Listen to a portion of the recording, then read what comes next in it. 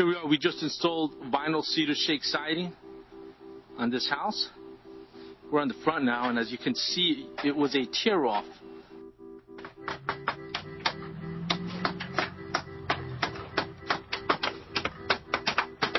You can see the lumber. What we've done here, instead of putting a column on the bottom,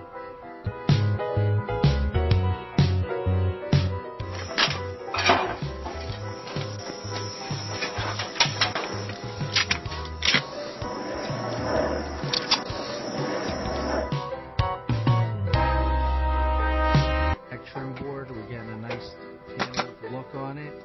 We have some cold molding in between the blocks. It's just finishing up right now. For your free consultation and estimate, or go to one of our websites.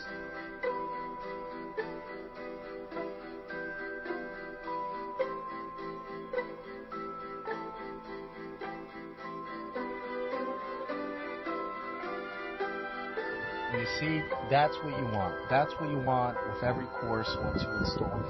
Make OJ channel, starter strip, straight.